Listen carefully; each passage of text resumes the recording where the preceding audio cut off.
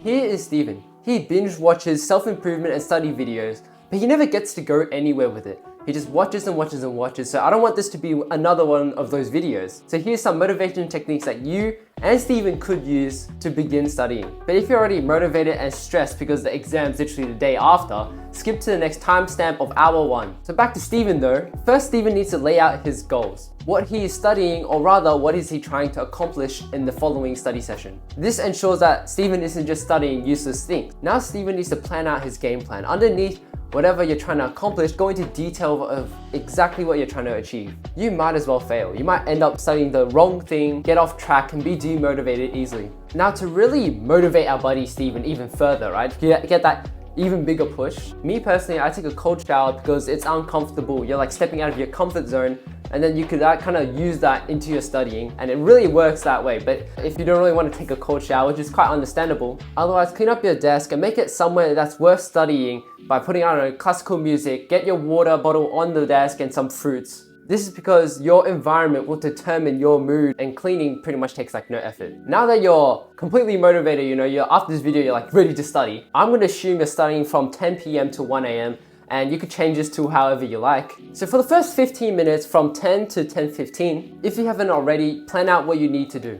Clean out your desk and bring a bottle of water and maybe other refreshments on your desk. You want to make sure you're hydrated throughout the next 3 hours you're about to smash out. Now this is the most important part because you're beginning your first study session from 10:15 to around 11:30. Now in case you're wondering, we won't be doing any Pomodoro technique like the 25-minute to 5-minute interval. I feel like during these 25 minutes when I enter my flow state, I get cut off by the 5 minutes, I go out, and then I just come back after a 30-minute break. But don't worry, I'm not forcing you to study for the next 3 hours because our break will come very soon. During this hour, I want you to focus on summarizing and memorizing all your notes. Use active learning techniques with the idea that you want to remember your notes. The reason why we're not starting off with practice problems and practice tests is because most likely you won't be able to answer half of them.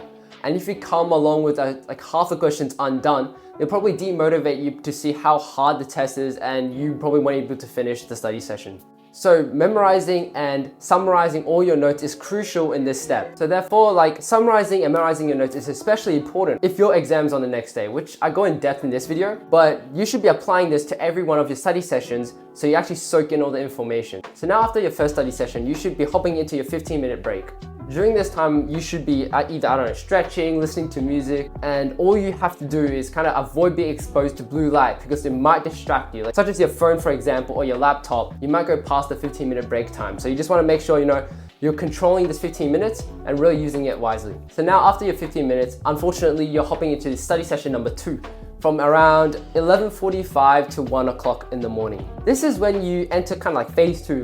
You want to start beginning your practice problems, such as practice tests, practice exams, and kind of use all the knowledge you did in session 1 and apply it. This will trigger your mind to kind of memorize the content even better and make them A+ student connections with the questions. Now this step might be fairly obvious to you, but you might be wondering, why won't we just be memorizing, summarizing our notes all night, which I see most students do. Essentially, summarizing and memorizing is kind of going through the raw materials. It's kind of like the recipe, there's the raw material, and when you combine it, you create another product. That's why practice problems are so essential, because it's going to allow you to expect what's going to be on the test. And this is why you see a lot of students come out of the test and say, oh my god, I spent all night summarizing, memorizing this content, and they didn't even test it on that.